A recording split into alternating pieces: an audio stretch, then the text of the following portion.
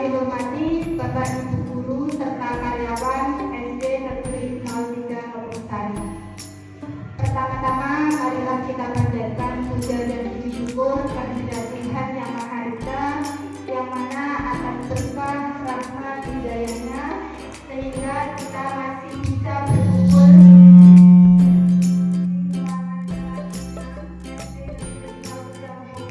dalam keadaan sehat walafiat. Amin. Salawat serta salam selalu kita curahkan pada junjungan Nabi kita, Nabi Muhammad Shallallahu Alaihi Wasallam, yang nanti kita syafaatnya di yaumul akhir. Pertama di sini saya sebagai calon guru penggerak mengucapkan terima kasih kepada Bapak Ibu Guru yang telah memenuhi undangan untuk hadir di ruangan kelas 6 ini dalam rangka menyebarkan pemahaman dan pembahasan diseminasi budaya positif, yaitu modul 1.4.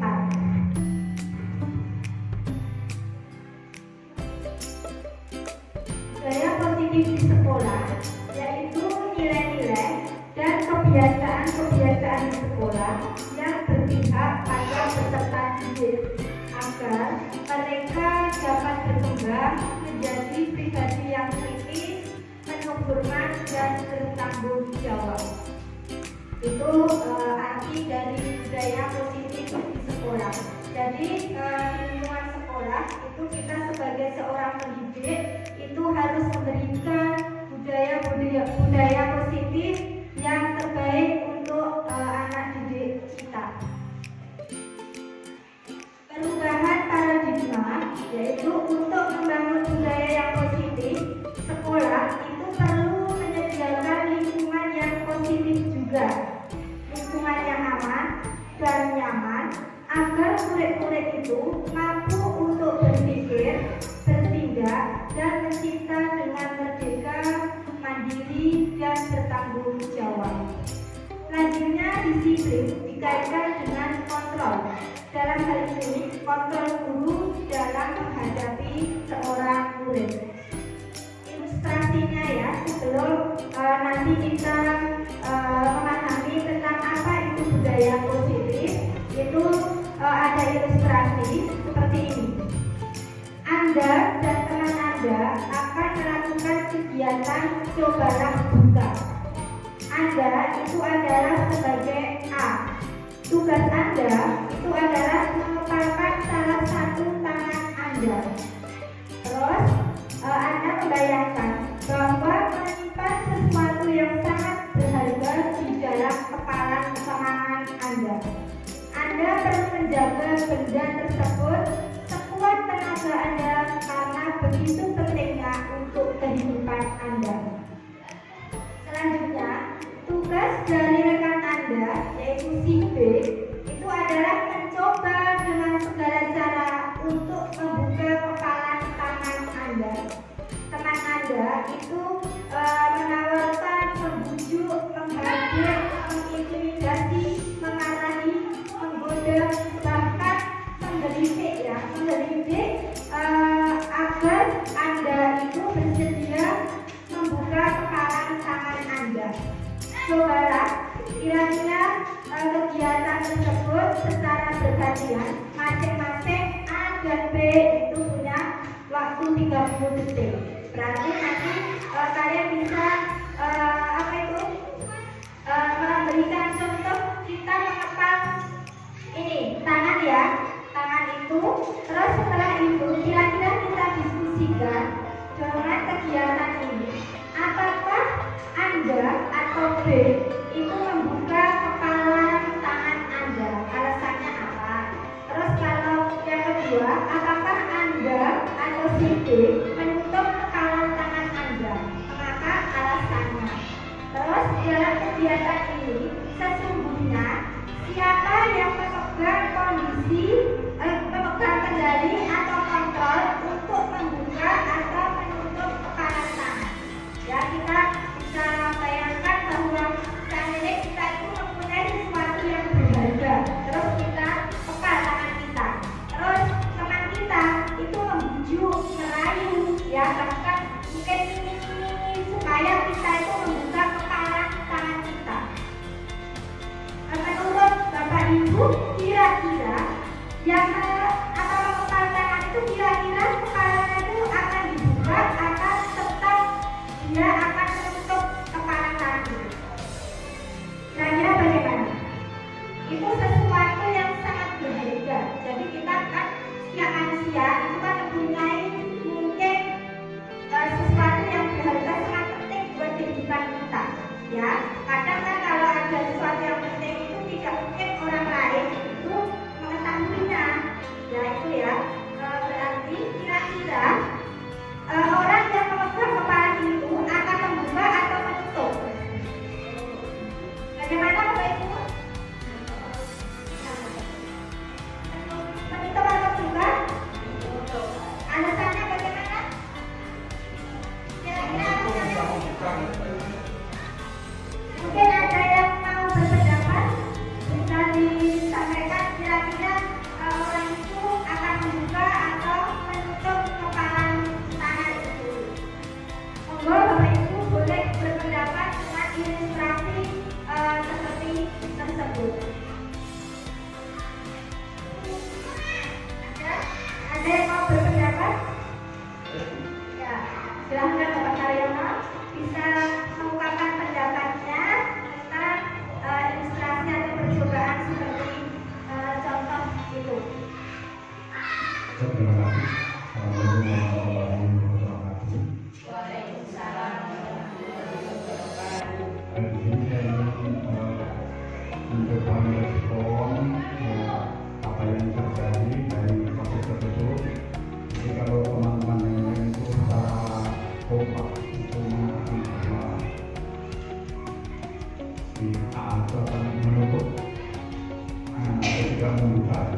Jadi di sini saya punya dapat yaitu bisa dibuka atau bisa ditutup. Alasannya apa?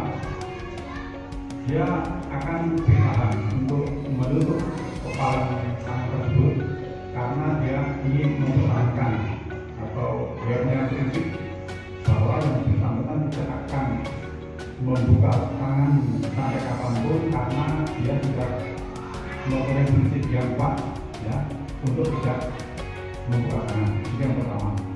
Kalau opsi yang kedua bisa juga membuka tangan karena dari apa itu dari prinsip yang kuat itu bisa goyah karena di sana banyak rayuan apa itu ada yang lucu gitu, ada menghadir mungkin ada intimidasi mungkin dari prinsip yang kuat itu karena ditakut-takuti atau mungkin dia bisa terbuka. Itu jawaban mereka mungkin bisa digunakan oleh teman-teman yang lain. Terima kasih. Wassalam. Terima kasih atas penyampaian pendapat dari Bapak Haryono. Tadi Bapak Haryono telah berpendapat bahwa tangan si A itu bisa tetap ditutup karena dia mempertahankan diri kita ya. Tapi kalau tidak dibuka karena pengaruh itu tadi mengintimidasi karena takut dengan seseorang yang mengintimidasi tersebut. Terus dari kegiatan itu kira-kira siapa yang memegang kendali atau kontrol untuk membuka maupun menutup kepala tangan itu? Berarti siapa yang memegang kendali atau kontrol tersebut? Yaitu ya orang itu sendiri ya, yaitu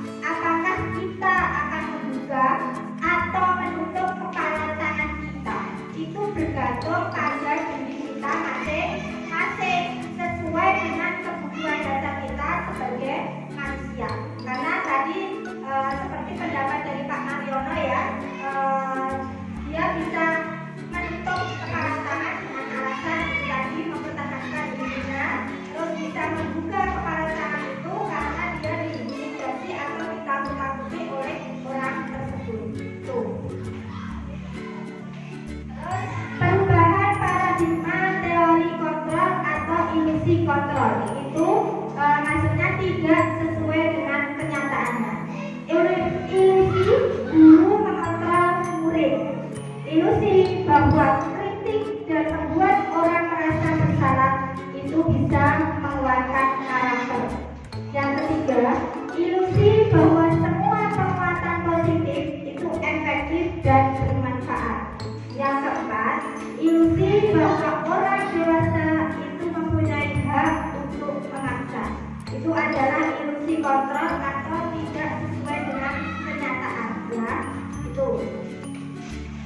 Terus, tujuan pendidikan menurut Ki Hajar Dewantara yaitu bahwa seorang pendidik itu ya tujuannya menuntut segala kodrat yang ada pada anak-anak agar mereka itu bisa mencapai keselamatan dan kebahagiaan yang setinggi-tingginya baik sebagai manusia maupun sebagai anggota masyarakat. Oleh sebab itu, seorang pendidik itu tugasnya hanya dapat menuntut tumbuh atau hidupnya kekuatan kodrat yang ada pada anak-anak tersebut agar bisa memperbaiki tingkah lakunya, bukan dasarnya hidup, dan tumbuhnya kekuatan kodrat anak. Jadi di sini kami jelaskan bahwa seorang pendidik itu tujuannya hanya kita itu disuruh untuk menuntut anak, ya, menuntut anak sesuai dengan kodratnya itu, baik kodrat alam maupun kodrat zamannya itu. Terus perubahan paradigma stimulus respon atau teori kontrol. Siapa sesungguhnya yang memiliki kontrol? Stimulus responnya, kita mencoba mengubah orang agar berpandangan sama dengan kita. Tapi kalau teori kontrolnya, kita berusaha memahami pandangan orang lain tentang dunia. Yang kedua, perilaku buruk dilihat sebagai suatu kesalahan. Tetapi teori kontrolnya, semua perilaku itu mempunyai tujuan. Terus yang ketiga, stimulus responnya, orang lain itu bisa mengontrol saya.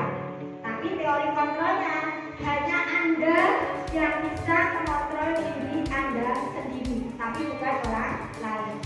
Terus yang stimulus responnya, saya bisa mengontrol orang lain. Teori kontrolnya, Anda tidak bisa mengontrol orang lain.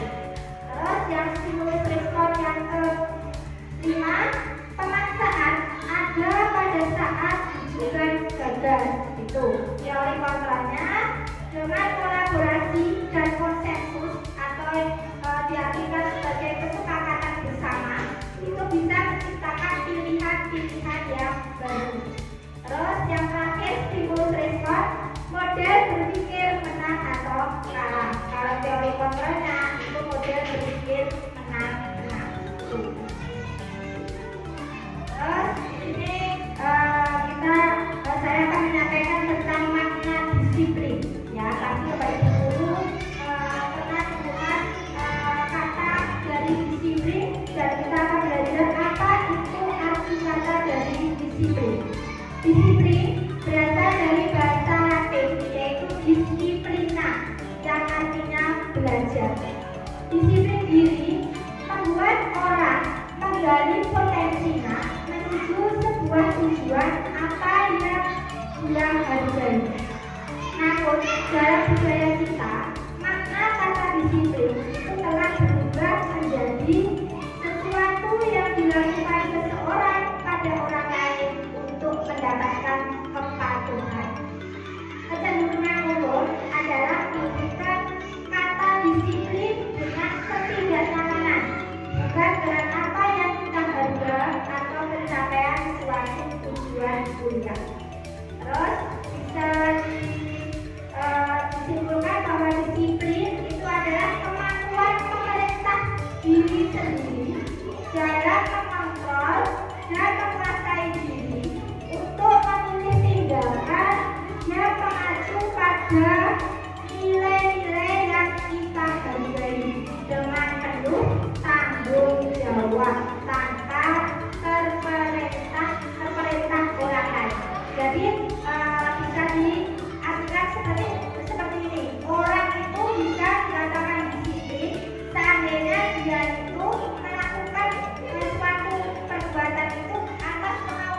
dirinya sendiri, ya.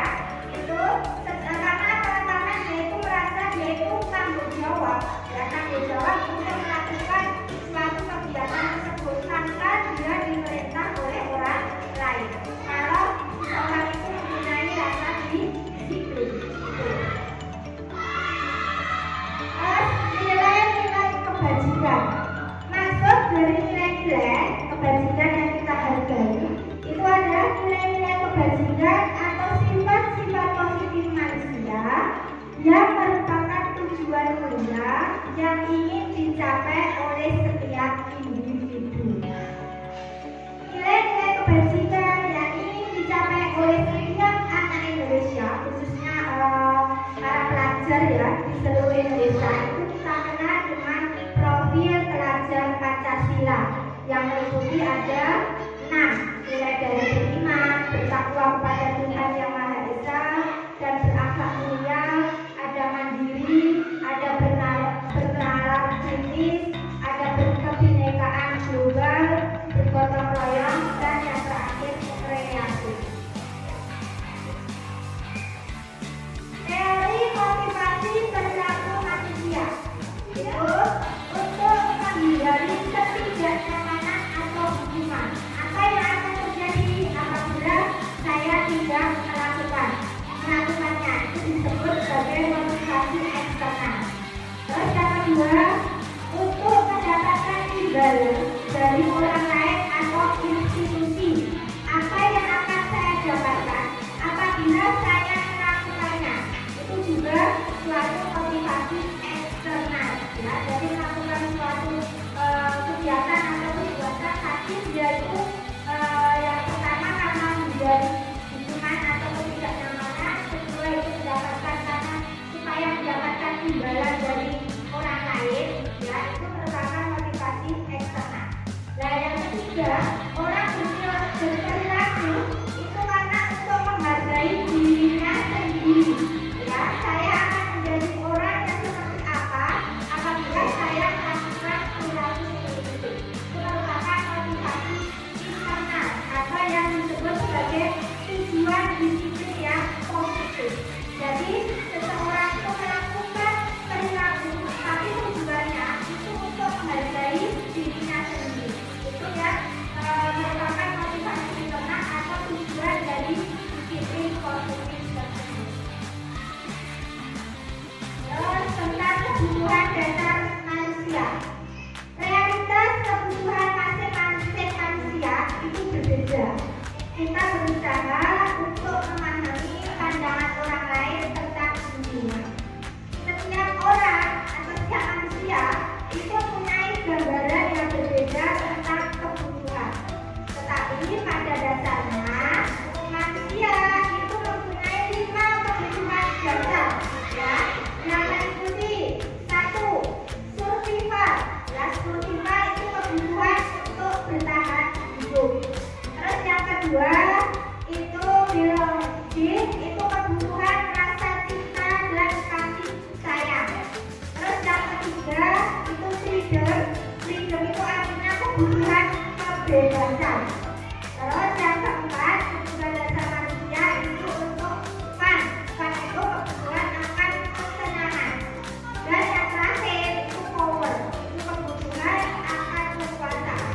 Meskipun setiap manusia tadi mempunyai kebutuhan masing-masing yang berbeda, tapi pada intinya setiap manusia itu punya 5 kebutuhan dasar tersebut, mulai dari untuk bertahan hidup, terus rasa cinta dan kasih sayang, ada kesenangan, kebebasan, dan yang terakhir ada kekuasaan.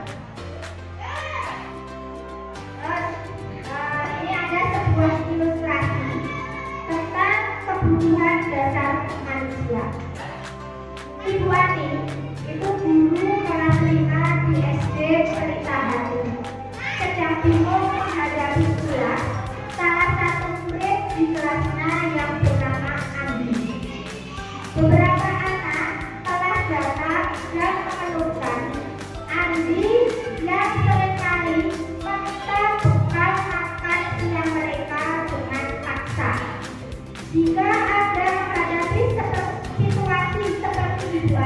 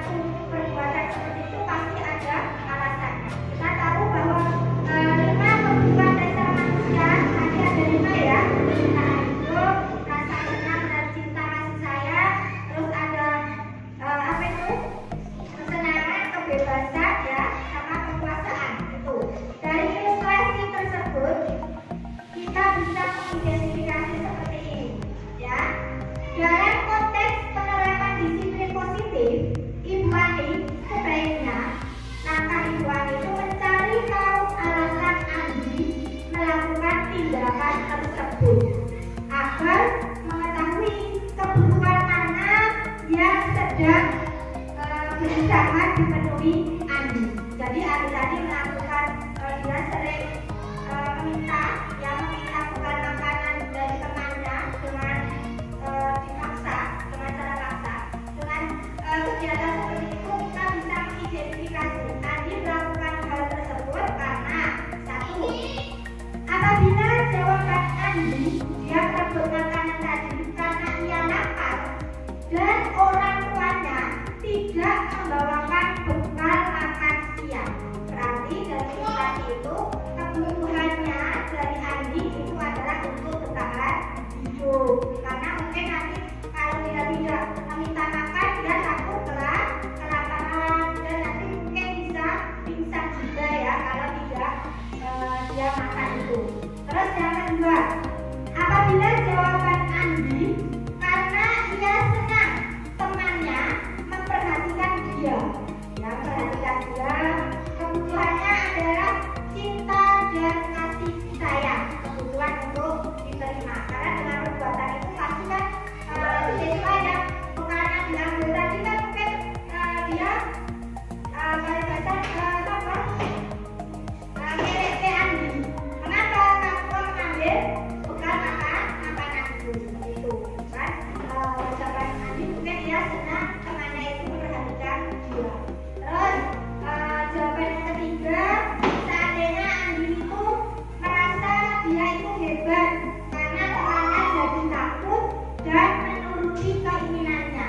Jadi temannya itu memberikan bekal makanannya itu untuk Andi karena mungkin Andi di kelasnya sebagai geng atau apa ya itu, jadi temannya itu takut terus bekalnya diberikan itu. Terus yang keempat, kemungkinan kalau jawabannya Andi dia merasa bosan dengan bekal makanannya yang dibawakan ibunya. Itu bisa diidentifikasi bahwa kebutuhan Andi itu adalah kebebasan. Ya, mungkin kepengen lauknya dari temannya seperti itu. Terus selanjutnya jawaban yang kelima, apabila jawaban Andi dia merasa iseng saja dan menikmati ekspresi wajah temannya yang besar karena diambil makanannya. Itu kebutuhannya Andi adalah untuk mendapat kesenangan. Ya, dari peristiwa itu kita bisa mengidentifikasi mengapa Andi tadi mengambil bekal makanan dari temannya yang lain. Itu jadi dari 5 kebutuhan dasar manusia bisa kita identifikasi. Terus di sini tentang 5 posisi kontrol seorang guru atau seorang pendidik. Bahwa seorang pendidik atau guru itu mempunyai 5 posisi kontrol. Yang pertama itu sebagai penghukum. Yang kedua itu pembuat rasa bersalah. Yang ketiga itu sebagai teman. Yang keempat itu bisa sebagai pemantau. Dan yang terakhir itu posisi guru sebagai manajer. Ya, di slide selanjutnya. Nah, ini kita bisa membedakan mana itu posisi kontrol guru sebagai penghukum, pembuat orang merasa bersalah, teman, penantau maupun manajer. Kalau yang penghukum atau pembuat orang merasa bersalah itu biasanya perilaku kontrolnya itu bernilai negatif, ya. Seperti kalau penghukum itu biasanya guru itu berbuat menghardik, menunjuk-nunjuk, menyakiti maupun menyindir seorang murid. Itu bisa dikatakan guru itu penghukum. Sebagai contoh, misal anak itu bisa tidak memakai seragam sekolah sesuai jadwal. Terus guru itu langsung misal kamu langsung ke halaman, kamu berdiri dari pagi sampai siang dan tidak boleh kemana-mana. Itu seperti itu bisa dikatakan seorang pendidik itu penghukum murid, ya. Terus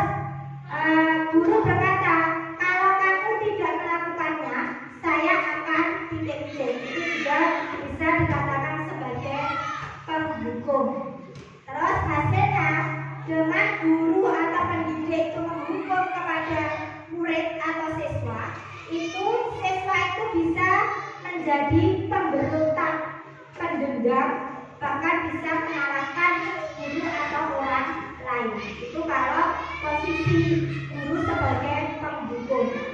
Terus yang kedua itu posisi kontrol guru sebagai pembuat orang merasa bersalah. Biasanya guru itu berbuat berceramah, menunjukkan kekecewaan yang mendalam. Mungkin Bapak Ibu guru bisa berkata, Bapak atau Ibu guru kecewa dengan hasilmu seperti ini, atau kalau itu bisa posisi guru itu sebagai membuat orang merasa bersalah.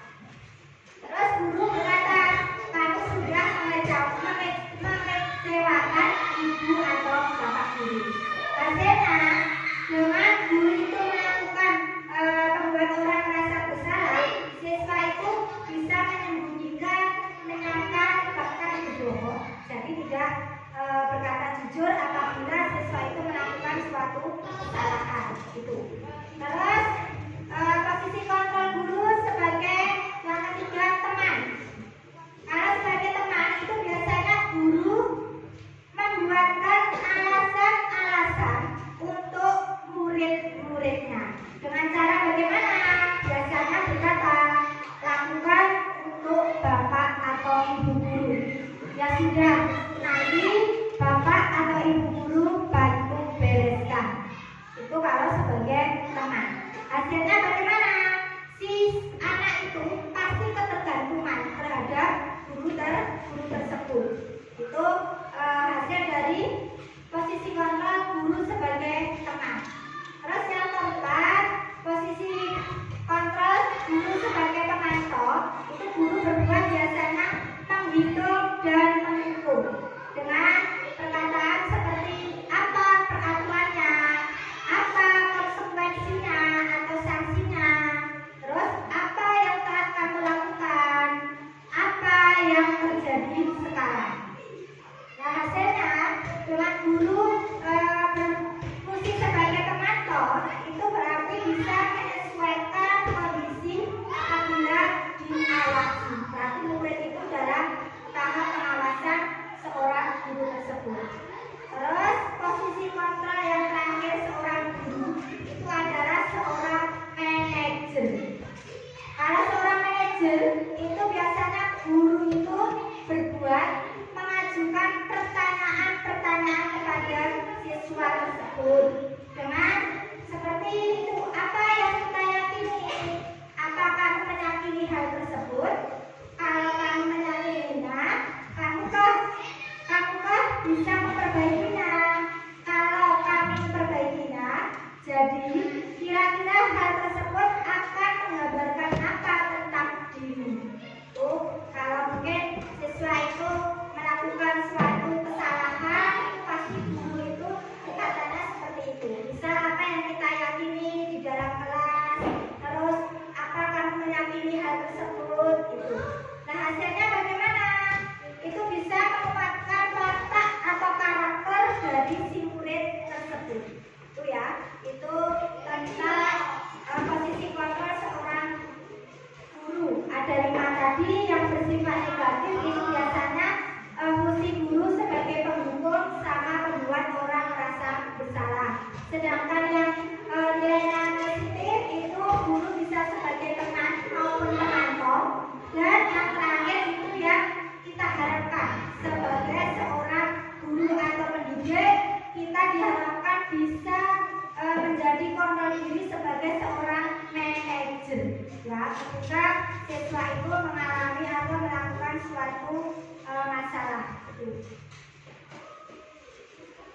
Terus contoh pernyataan-pernyataannya itu, saya kecewa sekali dengan kamu. Itu yang mengatakan tadi membuat orang merasa bersalah. Terus kamu tidak pernah benar melakukannya. Itu biasanya mengatakan seorang guru yang penghukum. Terus yang ketiga, ayolah lakukan demi ibu atau bapak. Itu sebagai posisi guru sebagai teman. Terus yang keempat, apakah kamu mau mendapatkan stiker bintang hari ini? Itu yang mengatakan biasanya guru sebagai pemantau. Yang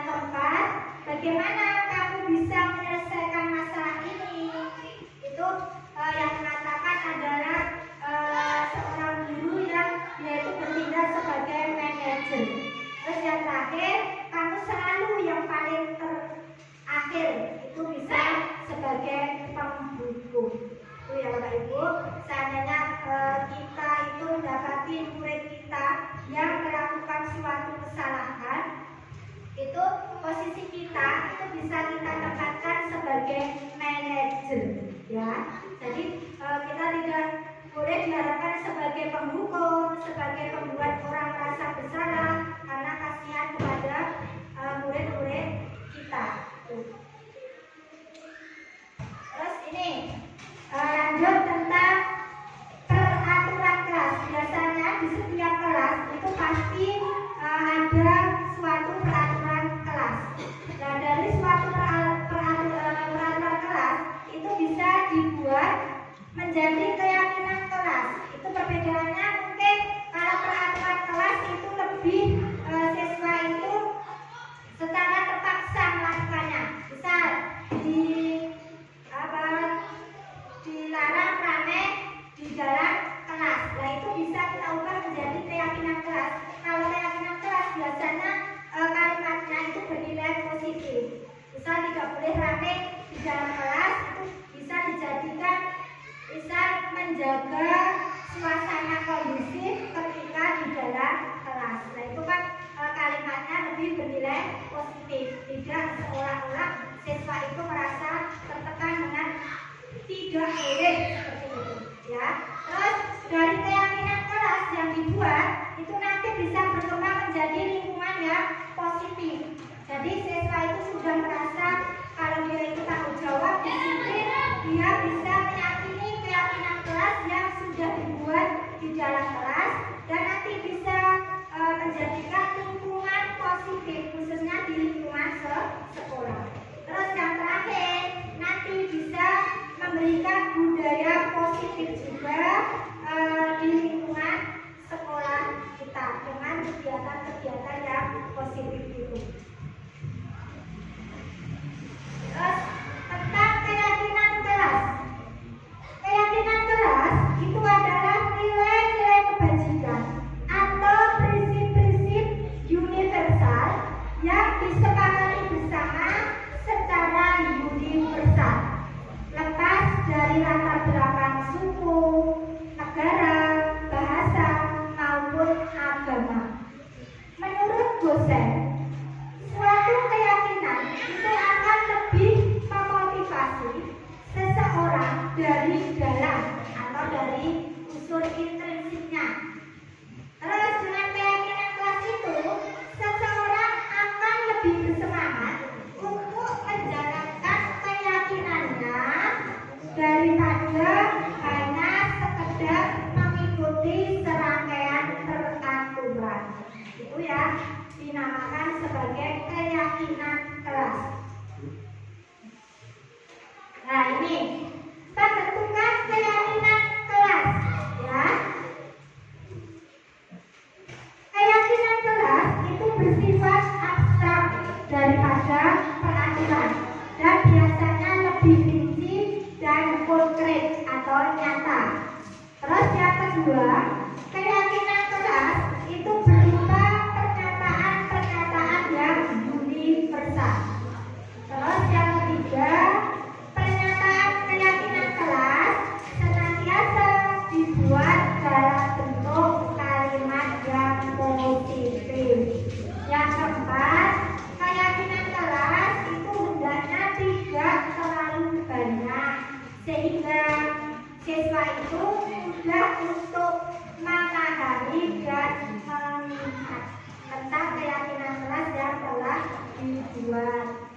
Terus selanjutnya, semua warga kelas sebaiknya ikut berkontribusi dalam membuat keyakinan kelas lewat curah pendapat. Itu. Yang terakhir, semua warga kelas itu bersedia untuk meninjau kembali keyakinan kelas dari waktu ke waktu.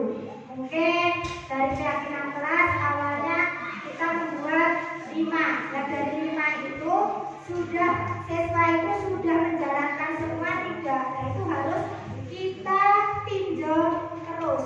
Bisa kalau sudah bisa dilaksanakan oleh siswa, nanti tahun depan kita membuat lagi, ditambahi seperti itu.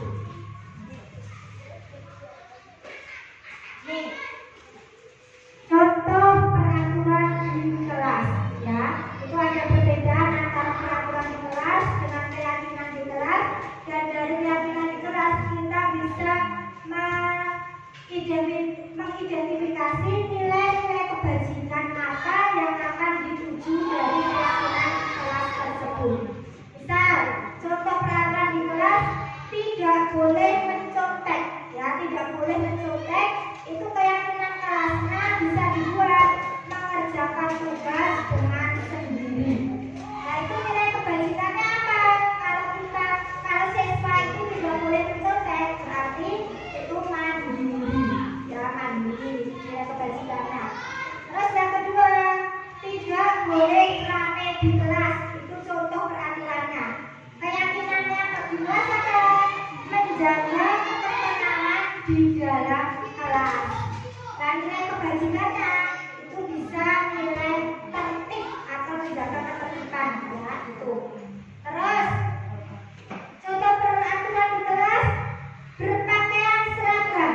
Keyakinan di kelasnya bisa dibuat memakai seragam sesuai jadwal. Nah, itu nilai kebajikannya yaitu juga tertib itu.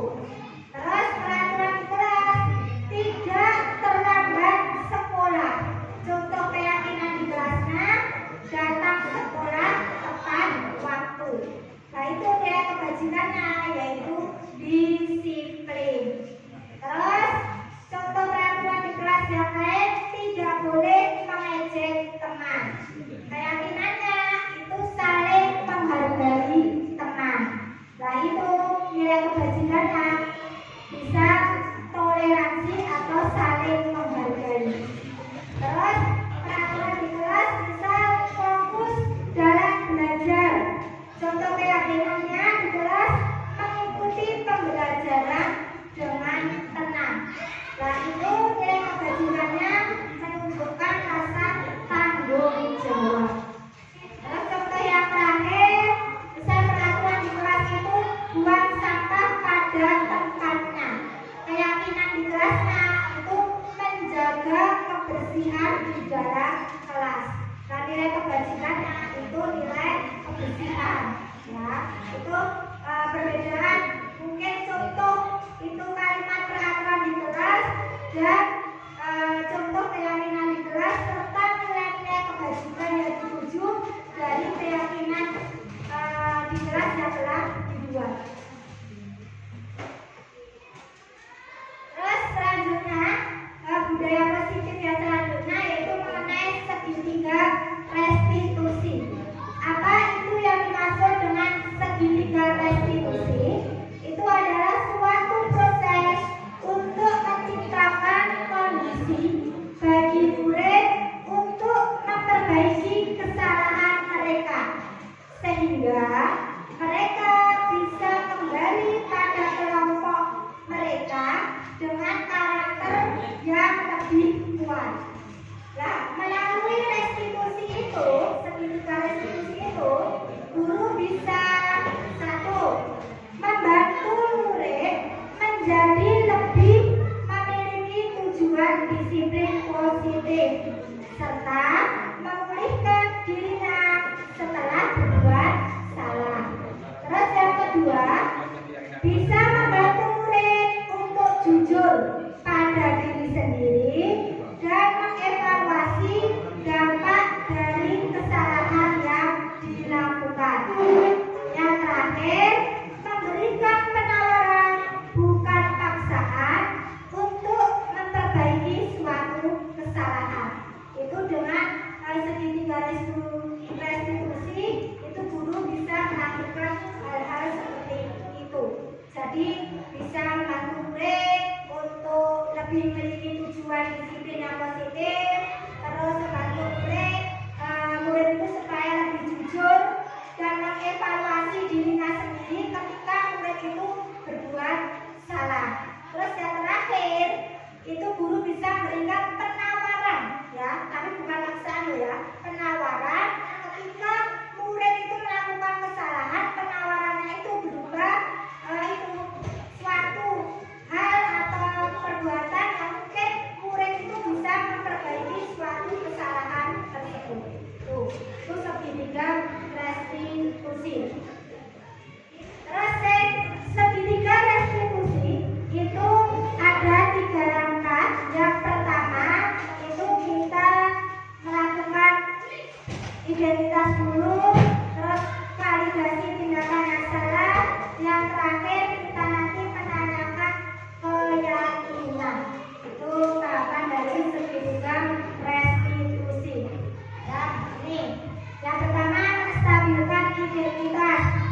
biasanya guru itu bisa berkata-kata seperti ini. Berbuat salah itu tidak apa-apa. Yang kedua, tidak ada manusia yang sempurna. Yang ketiga, saya juga pernah melakukan kesalahan seperti itu. Yang keempat, kita bisa menyelesaikan ini.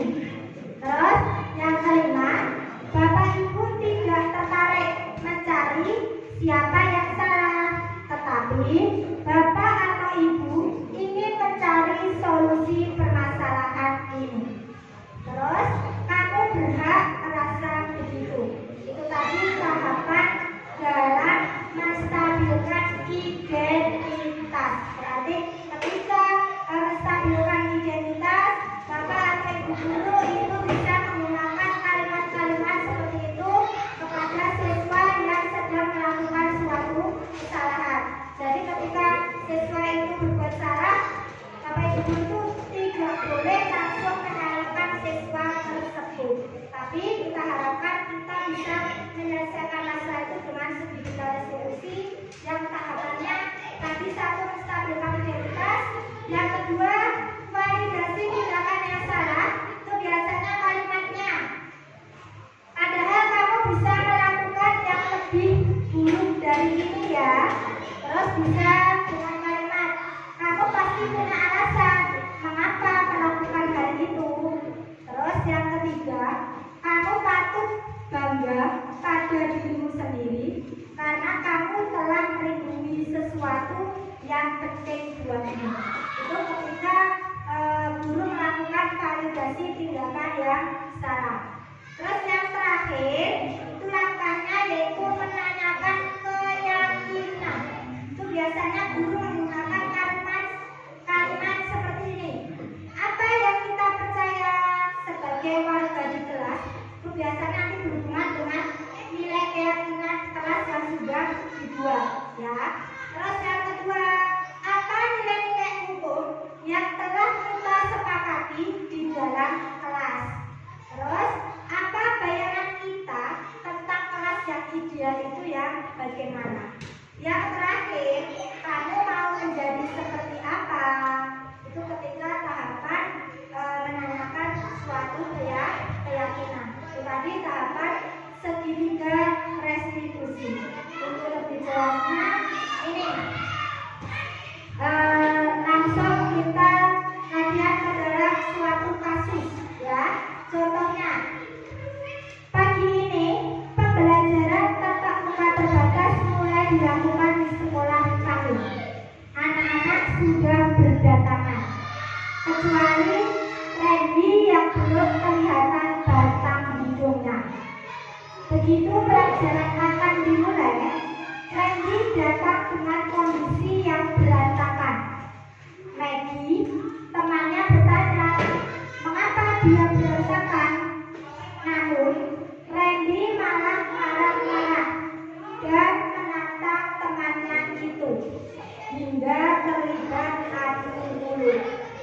Hampir saja mereka berkelahi. Anak-anak lainnya takut memanggil saya yang kebetulan berada di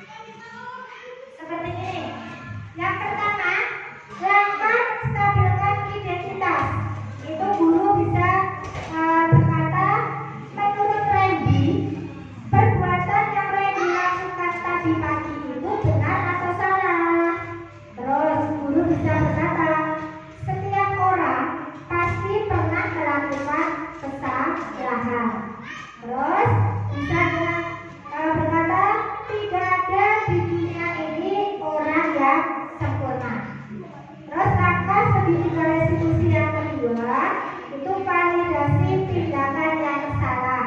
Tuh ibu bisa menanyakan dengan berkata seperti, Randy pasti punya alasan mengapa melakukan itu.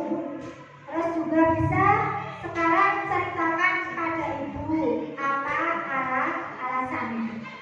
Nah, yang terakhir, tahapan segitiga restitusi itu adalah menanyakan keyakinan kepada anak yang berbuat tadi masalah tadi. Dengan bagaimana kita sudah membuat keyakinan kelas. Keyakinan kelas apa saja yang telah kita sepakati? Apakah Randy meyakini keyakinan kelas kita? Jika Randy meyakininya, apakah Randy bersedia memperbaikinya? Jika Randy memperbaikinya, berarti hal ini menunjukkan seperti apa Randy yang sebenarnya. Terus selanjutnya, apa rencana Randy untuk memperbaiki hal ini? Yang terakhir, bagaimana perasaan Randy setelah melakukan restitusi? Itu tadi suatu kasus atau masalah yang terjadi di lingkungan sekolah, dan guru itu berusaha menyelesaikan masalah tersebut dengan menggunakan segitiga restitusi dan dengan tahapan tadi ada 3, mulai dari menstabilkan identitas, memvalidasi tindakan yang salah, dan yang terakhir menanyakan keyakinan kepada murid tersebut. Jadi diharapkan ketika siswa itu berbuat salah, itu Bapak Ibu guru tidak langsung memarahinya, tapi prosesnya seperti itu tadi. Anak itu dipanggil, terus kita tanya, ya, mengapa anak itu melakukan kesalahan seperti itu, terus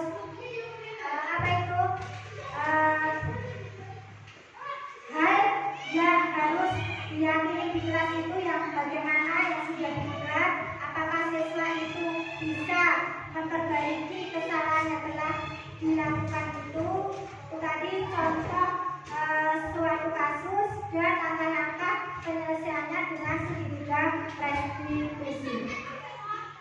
Ya, demikian itu materi yang bisa saya imbaskan kepada Bapak Ibu guru mengenai budaya positif. Yang mulai dari tadi ada posisi kontrol seorang guru, terus kebutuhan dasar manusia, terus motivasi eksternal maupun internal, terus ada keyakinan kelas, dan ada juga segitiga restitusi. Tadi sedikit penjelasan dan yang bisa saya tambahkan kepada Bapak Ibu guru. Mungkin di sini ada Bapak Ibu guru yang sekiranya ada suatu pertanyaan atau masukan atau pendapat untuk saya selaku calon guru penggerak angkatan 9 dari Kabupaten Karanganyar. Monggo kasih ada waktu bisa menyampaikan suatu pendapat atau pertanyaan. Saya persilakan.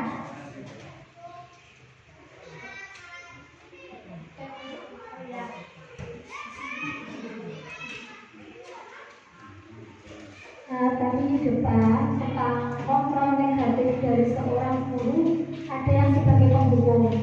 Nah, di sini yang saya mau tanyakan, apakah guru tidak boleh menghukum seorang siswa jika ia melakukan kesalahan? Kadang-kadang seorang siswa kalau bisa dikasih hukuman itu dia akan jerah. Ya, saya besok nggak akan mengulang lagi. Tapi kadang opini ini itu ada negatifnya. Kenapa guru itu nggak boleh menghukum siswa seperti itu, Bu?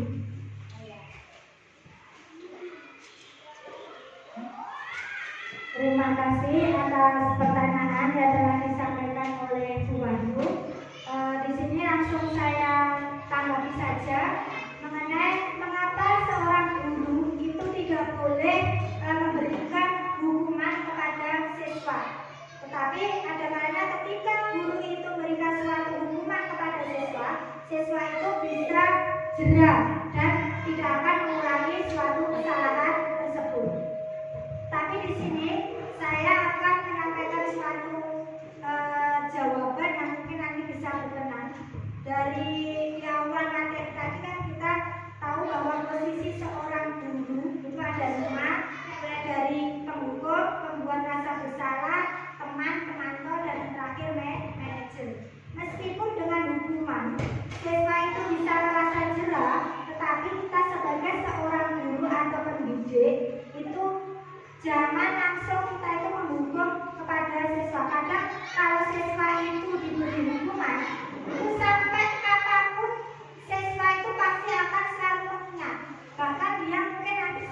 dewasa.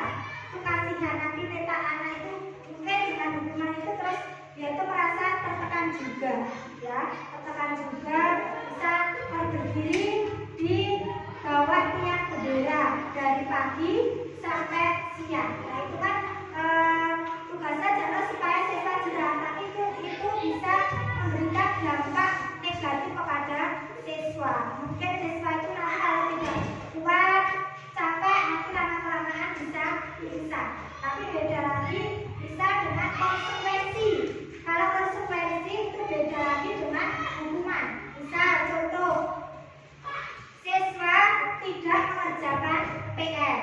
Terus bapak ibu guru menyuruh siswa itu mengerjakan PR tetapi di luar kelas. Nah itu bisa dikatakan sebagai konsekuensi. Nah karena dia tidak mengerjakan PR. Kalau tidak mengerjakan PR, nanti kan dia tidak mendapatkan nilai. Jadi dia diberi waktu untuk mengerjakan PR di luar kelas. Itu bukan hukuman tapi bisa dikatakan sebagai konsekuensi. Terus contoh yang lain bisa anak-anak olahraga, di jam olahraga, terus ada anak yang datang terlambat. Datang terlambat mungkin tadi ganti baju terlebih dahulu.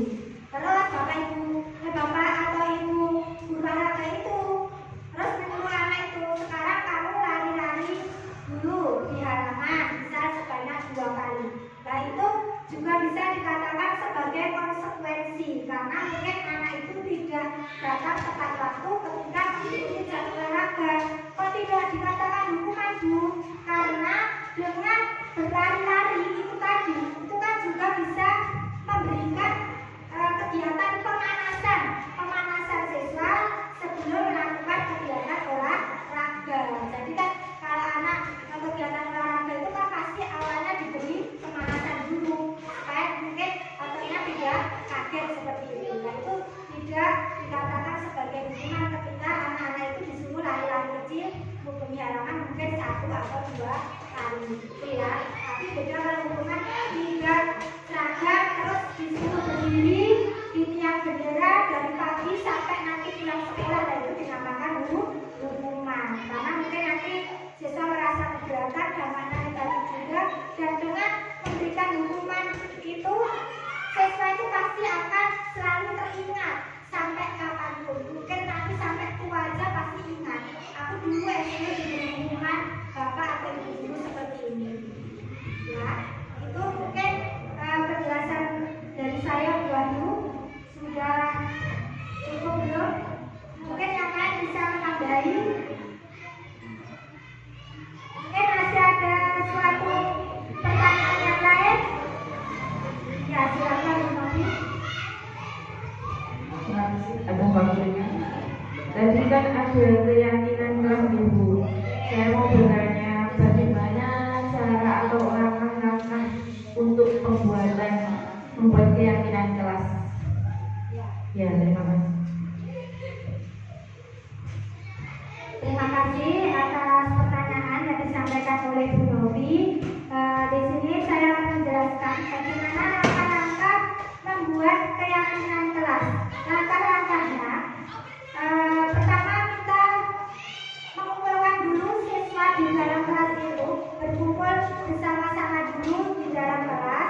Setelah itu, kan setiap kelas itu pasti sudah mempunyai peraturan di kelas. Nah, dari peraturan itu nanti kita bisa mengubah kalimatnya itu menjadi kalimat yang positif tadi. Seolah-olah siswa itu melakukan perbuatan atau kegiatan itu tidak terpaksa. Kalau dilarang itu kan bahasa terpaksa dan mewajibkan siswa. Nah itu tadi seperti sudah saya jelaskan ya, contoh kalimat tentang peraturan di kelas, keyakinan kelasnya mau seperti itu ya, itu ada perbedaan. Kalau tidak boleh itu kan bahasa seperti maksa atau siswa itu wajib seperti itu melakukannya, itu ya. Terus setelah siswa tadi berkumpul di dalam kelas, nah bapak ibu guru itu memandu siswa tersebut untuk menuliskan kira-kira peraturan yang ada di dalam kelas nanti seperti apa. Kan masing-masing anak berbeda-beda. Nah nanti anak itu diberi selembar kertas, disuruh untuk menuliskan peraturan kelas yang bagaimana yang siswa itu inginkan. Kalau sudah, nanti peraturan kelas yang dibuat oleh siswa itu dikumpulkan jadi satu dan nanti didiskusikan bersama-sama. Mungkin kalimatnya itu kita ubah ke kalimat yang nilainya itu positif, ya. Seperti itu tadi, misal tidak boleh ramai di kelas. Bahkan wajiban bocah anak itu tidak boleh ramai di kelas. Nah, keyakinan di kelasnya itu bisa diubah kalimatnya, menjaga ketenangan di dalam kelas. Berarti kan nilainya lebih positif itu. Terus tidak boleh mengejek teman, itu kan juga kalimatnya belum positif. Positif teman bagaimana? Kita saling menghargai atau bertoleransi sesama teman. Nah itu nanti setelah peraturan kelas itu kalimatnya kita ubah ke kalimat positif dan dijadikan keyakinan kelas.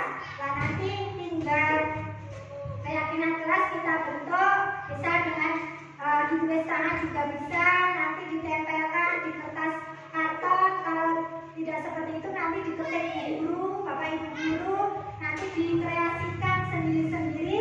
Dan paling akhir keyakinan kelas yang sudah dibuat itu tolong dipajang di dalam kelas masing-masing supaya siswa itu bisa teringat keyakinan kelas yang telah disepakati di kelas tadi apa. Itu soalnya apa?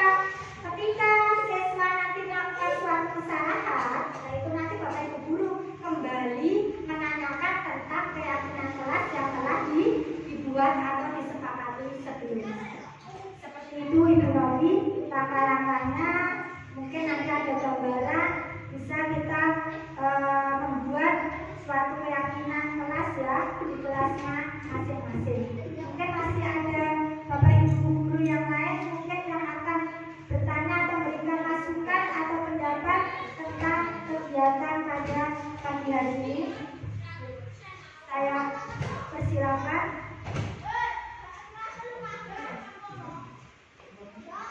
Kalau tidak ada, demikian hasil presentasi saya ya pembahasan itu. Sebelum saya tutup, saya menginginkan salah satu peserta dari kegiatan pagi ini bisa memberikan refleksi dari kegiatan kita pagi hari ini, ya. Refleksinya meliputi perasaan bapak ibu guru bagaimana setelah mengikuti kegiatan pagi hari ini, terus setelah mengikuti materi pembahasan atau diseminasi pada hari ini, saya jadi paham bahwa bagaimana terus target bapak ibu guru selanjutnya, bagaimana setelah melakukan atau ikut berpartisipasi dalam kegiatan pagi hari ini. Monggo bapak ibu guru mungkin salah satu bisa membacakan atau mengungkapkan refleksi kegiatan hari ini. Terima kasih.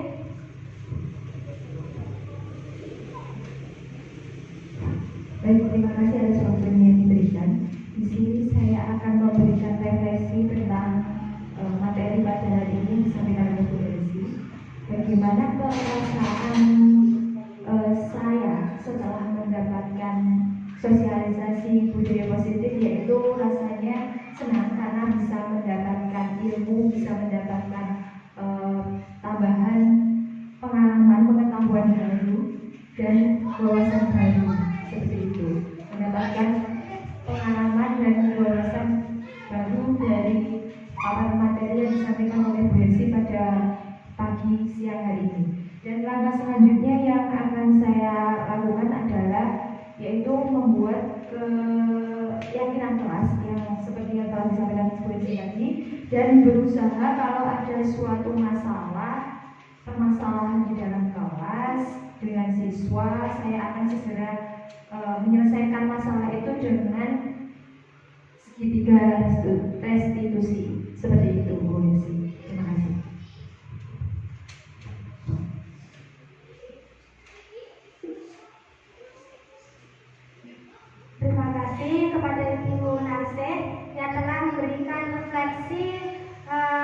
kegiatan pada pagi hari ini, saya selaku CGP Angkatan 9, saya cuma berusaha melakukan pembahasan tentang materi yang sudah saya dapatkan, sudah saya pelajari di modul 1.4 tentang budaya positif tadi. Dan di sini saya cuma membahaskan materi yang sudah saya pelajari dan saya berbagi ilmu atau materi kepada Bapak Ibu guru semua. Semoga dengan kegiatan pada pagi hari ini bisa memberikan manfaat yang positif untuk Bapak Ibu guru semua dan mungkin bisa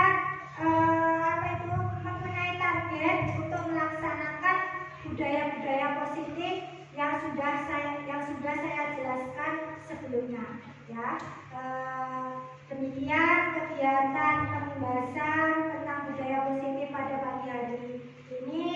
Saya selaku presentator itu mengucapkan terima kasih sekali atas waktu yang telah Bapak Ibu luangkan untuk mengikuti kegiatan ini, dan saya minta maaf sebesar-besarnya apabila masih ada kekurangan dan kesalahannya. Itu ya. Wabillahi taufiq wal hidayah. Wassalamualaikum warahmatullahi wabarakatuh.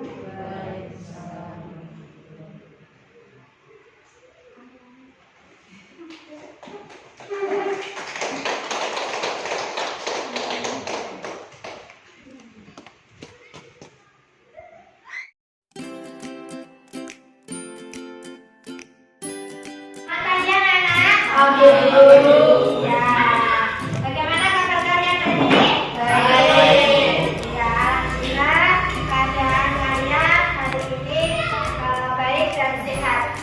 Sebelum kita mulai pembelajaran hari ini ya, kita tepuk dulu ya, tepuk the best yang sudah diajarkan sama guru. Yo, tepuk the best.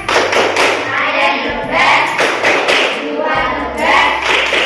We are the best. I am the best. You are the best. We are the best. Yes, yes, yes. Ya, baiklah anak-anak. Pada pagi hari ini agenda kita itu akan membuat keyakinan kelas. Ya, apa itu yang dimaksud dengan keyakinan kelas? Keyakinan kelas itu dibentuk sesuai dengan kesepakatan yang disepakati oleh anak-anak di kelas 6. Nah, nanti keyakinan kelas itu memuat pendapat dari masing-masing siswa dan itu harus ditaati oleh siswa tersebut. Jadi, yang membuat itu siswa dan nanti yang menaati itu juga siswa itu sendiri ya. Berarti keyakinan kelas itu tujuannya supaya anak-anak itu bisa menjadi anak yang tertib ya, taat pada keyakinan yang sudah dibuat. Tidak boleh kalian melanggar keyakinan yang sudah kalian buat. Sudah paham teman-teman? Ya, kalau sudah paham, nanti Bu Guru bagi kertasnya ya. Nanti setiap anak pasti punya pemikiran sendiri-sendiri tentang keyakinan kelas. Kira-kira kelas 6 ini mau jadi seperti apa ya? Nanti masing-masing anak bisa menuangkan 2 pemikiran. Setelah itu nanti kalian tempelkan di kertas karton tentang keyakinan kelas 6. Itu ya, sudah jelas?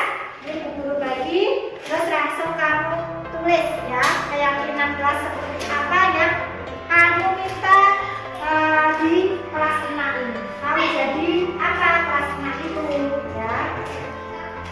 Ya, sekarang ya sudah Bu Guru bagi kertasnya, tolong ditulis keyakinan kelas yang seperti apa yang kalian inginkan. Ya, sekarang ditulis dulu.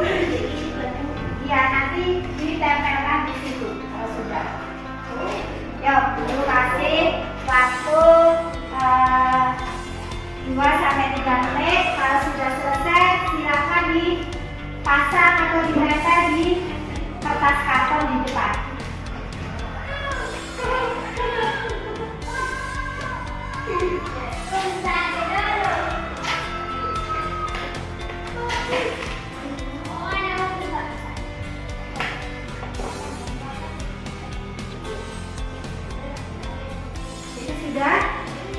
tolong ditempel di kertas karton di depan.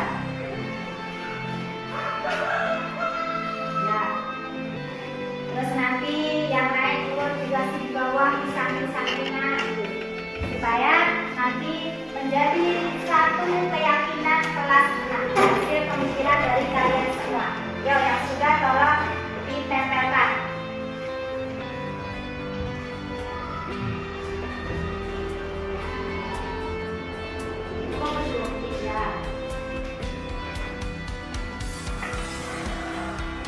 Satu anak boleh satu, boleh dua, boleh lebih.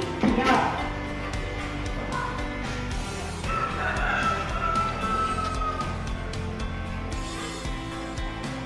Ayo yang lain, yang laki-laki.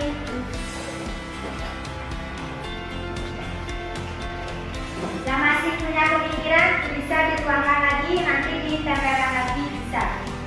Ya, karena itu keyakinan kelas yang membuat kamu sendiri. Kira-kira kamu punya pemikiran kelas 6 itu kelasnya mau menjadi seperti apa ketika proses belajar berlangsung. Udah, yang ikut ditempelkan uang ya boleh. Pelan-pelan.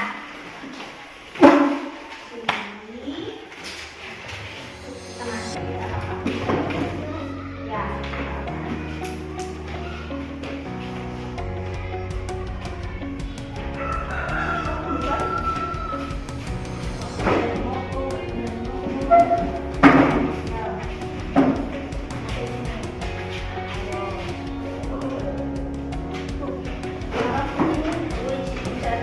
Siapa yang belum?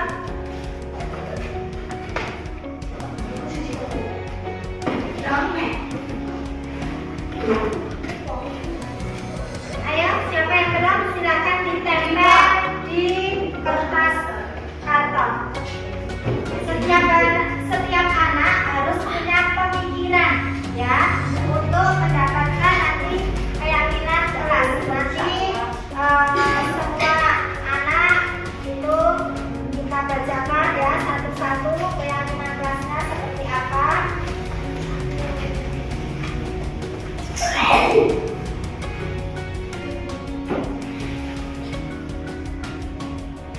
Bentar, satu teman kalian yang belum menuangkan pemikirannya.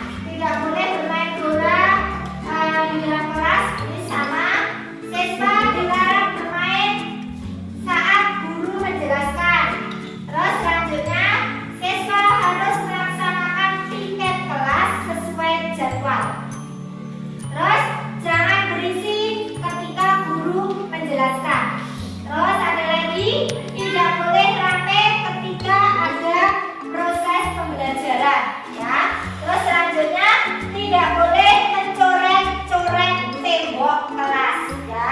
Itu. Terus tidak boleh bermain bola di dalam kelas, tadi sudah ada ya. Terus kita sebagai pelajar atau murid tidak boleh merusak fasilitas yang ada di sekolah, ya. Terus tidak boleh bermain bola di dalam kelas, itu ya.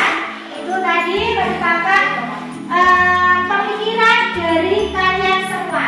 Untuk itu kalian sudah mendengar semua pemikiran, hasil pemikiran antara teman yang satu dengan teman yang lain. Nah itu tadi yang nanti akan disepakati untuk dijadikan keyakinan kelas dari kelas 6. Berarti kalau kalian sudah paham, sudah jelas, berarti keyakinan kelas ini nanti harus diapakan anak-anak? Ya, harus dilaksanakan, harus dijalankan, dan yang paling penting harus dipatuhi. Karena keyakinan kelas itu yang membuat siapa? Diri ya, kamu sendiri. Berarti yang mematuhi juga harus kamu sendiri. Kalian tidak boleh melanggar keyakinan kelas yang sudah kalian sepakati.